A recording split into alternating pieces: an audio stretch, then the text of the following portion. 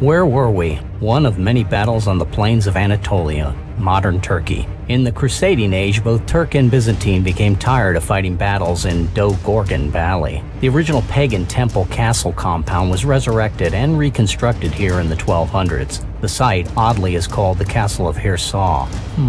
Alexander de Hirsau, champion of Nojon. Maybe he was a time traveler. Anywho, the castle stands 1,000 meters above sea level on the side of the mountains. The walls enclose 60,000 square feet of storage for supplies, a place that would be very hard to siege and be able to feed a garrison, even an army, waiting for relief.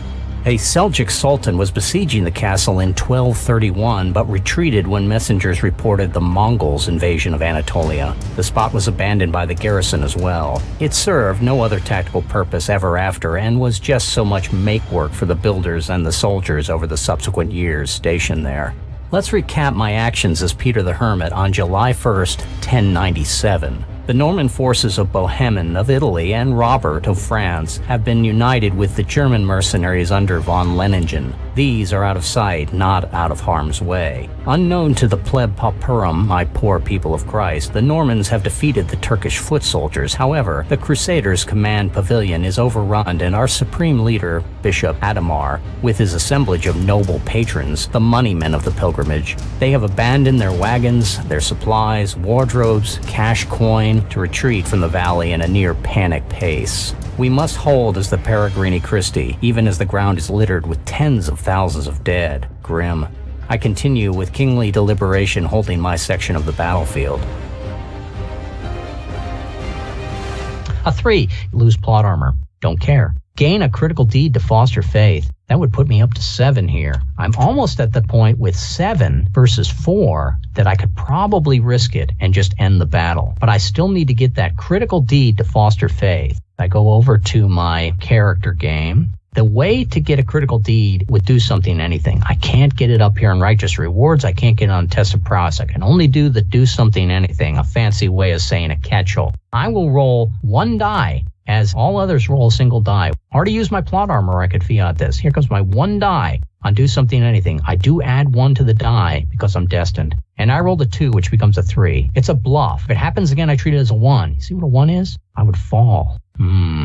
I'm gonna mulligan that. I don't want to have a chance 1 in 6 that I'm going to have a second bluff and be slain here. So here comes my new roll on do something anything. A 4. Add 1 becomes a 5. Educated happens again. Here use result 3. Now 3 is sort of a cascading down. Another chance to peck at it, or I could use another mulligan. I've already used 1.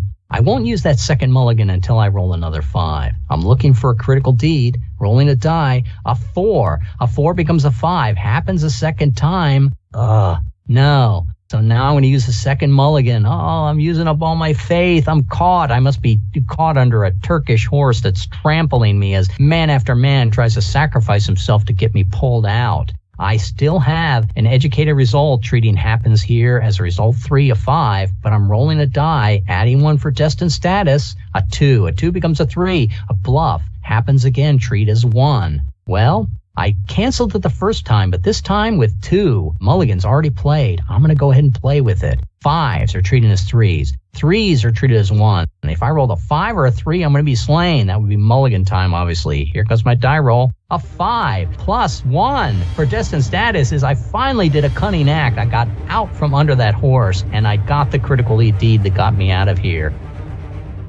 I was a wiggler, lithe of frame. The horse lay across my lap, chest, and thighs, yet the ground was wet and malleable. I tried calling to Alexander to aid me, but he wasn't responding. Does he not see me? I'm right next to him. Alex seemed puzzled, transfixed. I clenched at the dirt with my pinned palms, digging myself out. Image von Leiningin, perhaps showing he too was a hero, arrived to push back the Turk with his mount. Image barked at Alex. You owe me a horse and now your life. I too was freed. But it took two of my fostering face as mulligan. Now I'm at a more critical state where with 4 Dark Knights I need to defeat to win this battle and 5 fostering face left, I'm back on the tables. As the household knights started to depart, a good number of the Turk riders, lucky for us, split off from the battle against us, the Pax, and went seeking loot. The light horsemen seemed swifter than eagles, according to the chronicles, but they also opened their ranks in allowing us as the Peregrini Christi to regroup. The carnage was increasing by the minute. Many of the European older noble lords were slain as they tried to protect their wives, daughters, or just their pantaloons. A significant number of the body of the Sultan's choice horsemen were inside the Christian camp. Even the priests of the command center started fighting, thinking all was lost. A few of the dames and damsels, anticipating the worst, had killed themselves rather than be raped. That was the mindset of the time. And I am rolling on, I said I would take kingly deliberations till the end. Here comes my die roll. A 3. Gain a critical deed to foster faith, yet lose your plot armor. I saw how bad that was. Let's go ahead and not do that nonsense again. Here comes my die roll. And it's a 5. Circumvent Scourge to foster faith, yet lose my destined status. There is no way I'm going to trade a single fostering faith to gain a destined status. Die roll, a 5, back-to-back 5s. I don't add any destined status to this deliberation roll. I am slowly losing all my fostering faith. I need a good roll here. A 2, defeat a Dark Knight. Yes, 4 left, defeating a Dark Knight. How do we do that? We do that on tests of prowess. Here comes my 2 dice. And it's a 4. Once again, I'm not defeating 1 Dark Knight, I'm defeating 2. And 7, I defeat one of the Dark Knights. And 5, I again am adding a Dark Knight, but now I'm treating 4s as 6s and 5s as 6s. 2 dice. 6, I defeat a Dark Knight. 6, I defeat a Dark Knight. And that brings our Dark Knight tally down to 3. What is our mulligan?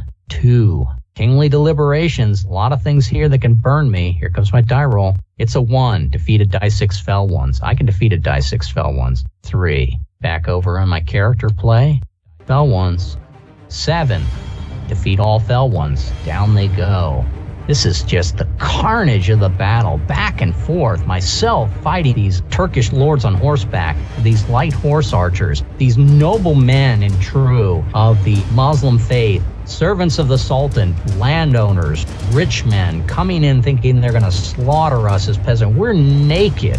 We're just men that are grabbing sticks off the ground to stab horses. We are lighting fires, shoving the burning embers into the backs, the tails, the manes, the eyes of the horses. This is just an utter brutal situation as we close in on them. We had 20,000 people that are swamping and swarming the original 1,200 Turkish knights, probably been halved in number by now. The Turk generals incited to rally. Their foot troops seemed scattered and displeased by the request. These Muslims look upon us as a groundswell of demons summoned by dark magic. The smarter horsemen were off to pillage, get what's owed, not trying to push the gin back into the bottle. Begrudgingly, a force of Seljuk Turks formed ranks and obeyed the call to advance yet again across the river, yet again for the 17th time. And I'm going to go ahead and take my die on kingly deliberations. A 2, defeat a Dark Knight.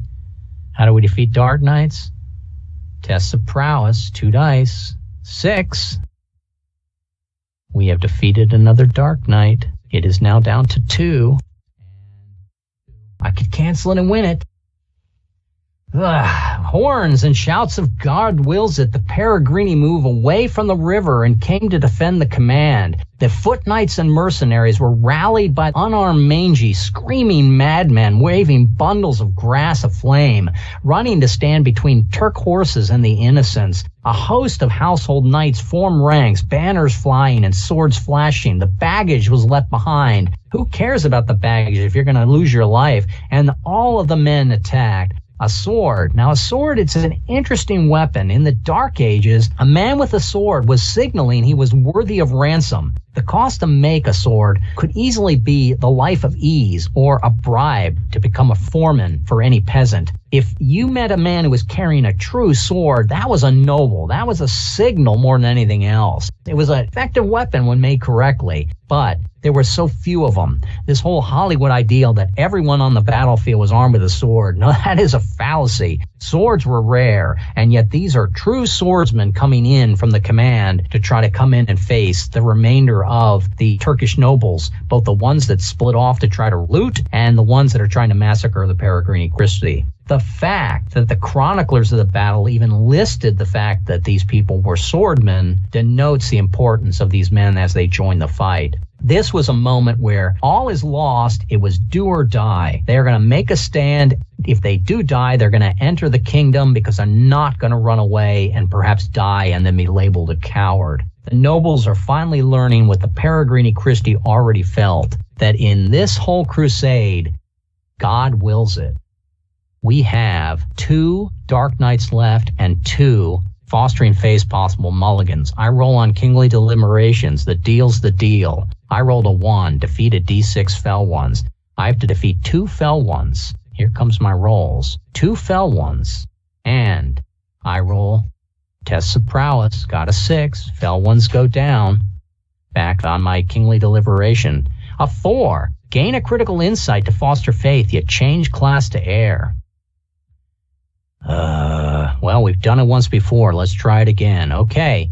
Could cost me the rest of my mulligans. Could cost me my life. I will. I am treated as an heir. I roll 1 die on righteous rewards, where I'm going to look for a critical insight. I can get it on a 6 or a 5, and I'm adding 1 for destined status. Single die, a 2. A 2 becomes a 3. I'm weary. If it happens again, I treat it as a 1. A 1 would mean that for the rest of my adventures, even after this one, I'm doing do something anything. We don't want that to happen. Here comes another die roll. A 5. A 5 is a muse. Happens again, we treat it as a 3, but we only needed the 1 critical insight. We have passed the challenge. But unfortunately, I am now no longer a Justice Knight. I am an heir. My status has changed to heir. Ooh, ugly. Here comes my battle. Do I want to use my last 2 mulligans and call it quits against these 2? Kingly Deliberations, a 3. Gain a critical deed to foster faith, yet lose pot armor. I think I'm going to have to try it. It could be the death of me. Now, I do have NPC Sokovs, he says. Gain a critical deed to foster faith. I'm rolling over here. I'm an heir. I'm only rolling 1 die, but I'm adding 1. A 4. 4 becomes a 5. It happens again. I'm going to go with 3. The odds are ever in my favor? No, it's becoming a little bit harder. Critical deed. Rolling again.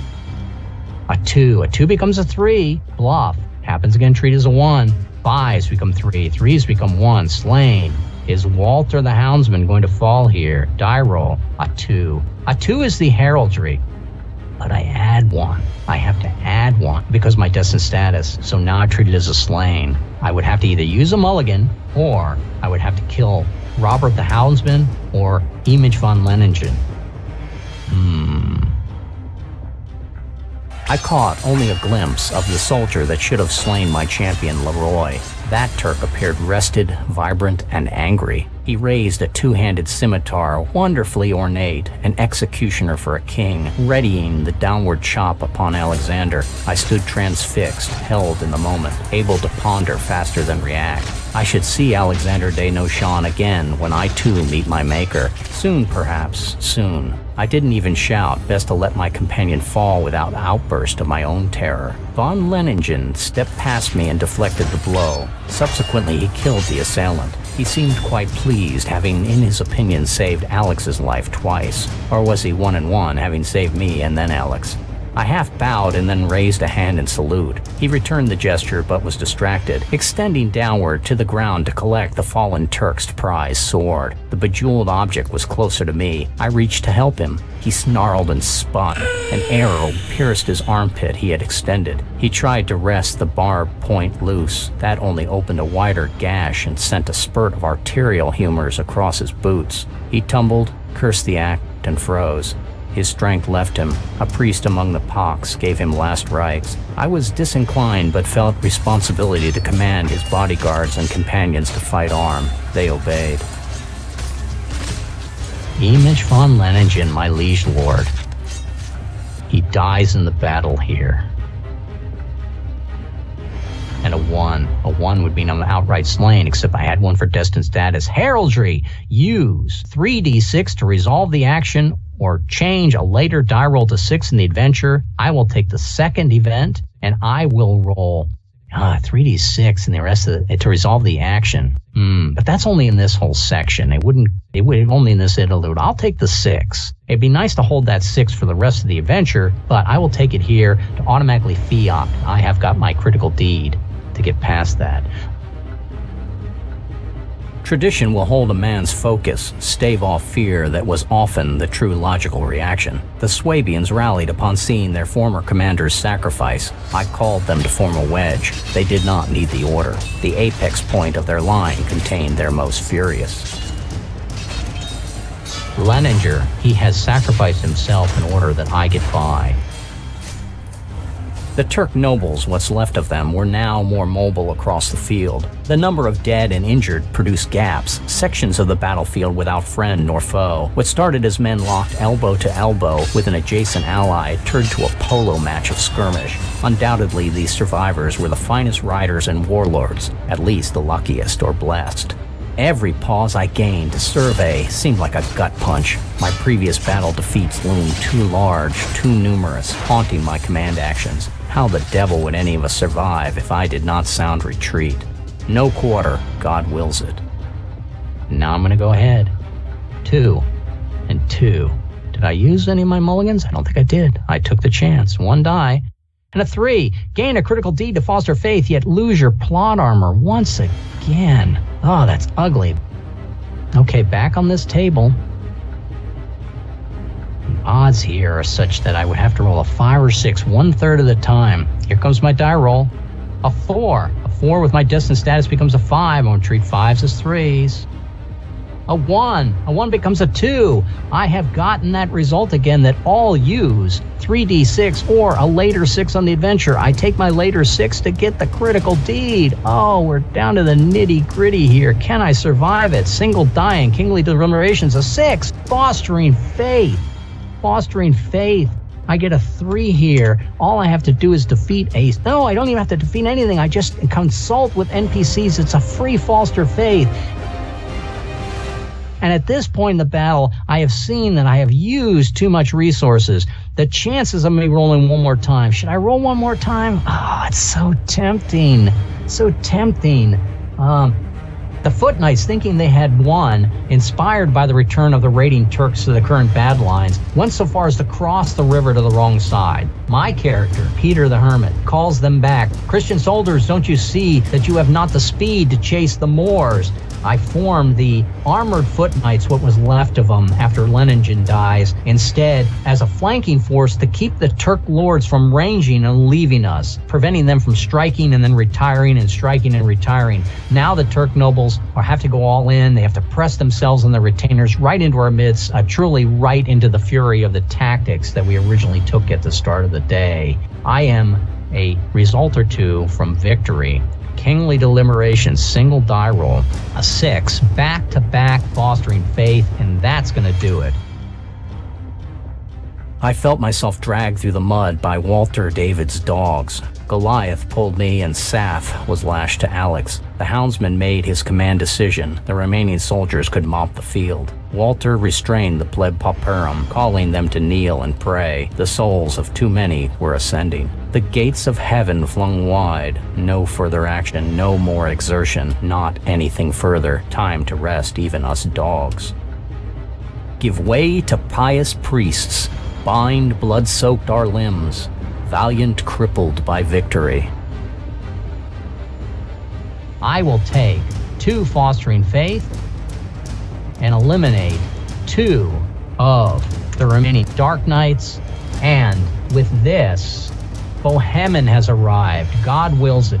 Finding ourselves the apparent victors, Bohemond's knights continue to mop the field and kill the straggler and wounded. I can see some of them, like Robert Williamson, across the river raiding the enemy camp. He's collecting provisions, he's collecting treasures, and he collects a most unusual horse, the likes of which that none of us have ever seen before.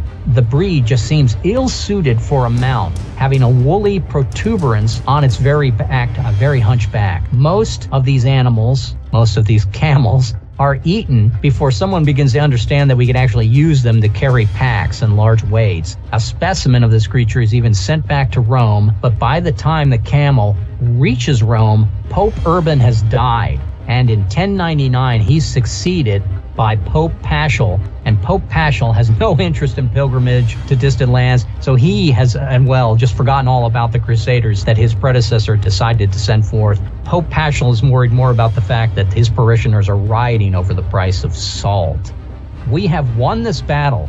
I go into the next episode with 2 fostering faiths, 2 possible mulligans, and that is the full fury of Quintessential Paladin and our Battle of Dorylaeum. We have won. The 1,200 principal Turks forded the river, none would escape. First, their horses were gashed, stomachs open, limbs shattered, tangled, and sent tripping over men who sacrificed their own bodies. Few fires were actually started, but those who managed to strike tinder scorched manes, tails, and eyes. Then the prizes, the Islamic lords themselves, each in turn was wrestled to the ground. Every pleb found a stake and plunged it into an armpit, eye socket, groin. Stakes were hammered with sandstone into throats, through breastplates, right through iron caps into skulls.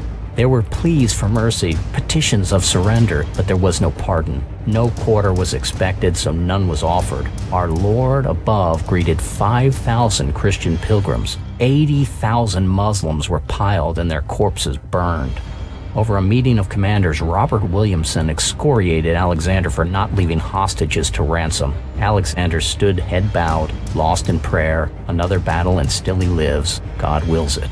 Princess Komnena received a dispatch, part letter from Alexander and more as notations from her agents. On July 1st, 1097, the Crusaders won a major victory and annihilated the Turkish forces. The fight was the first real time Norman knights charged against an Eastern army. The Muslim defenders would not repeat that mistake and hereafter chose their battlegrounds carefully. The poetry of Walter, the houndsman, was written on the outside of the note that was sent, which was held on display in a chapel dedicated to the pilgrims. That is, until a fire in 1870 burned a huge section of Istanbul, formerly Constantinople, purposely set ablaze to destroy 3,000 homes of Christian Armenians, lest we wonder if anything ever is solved. More later.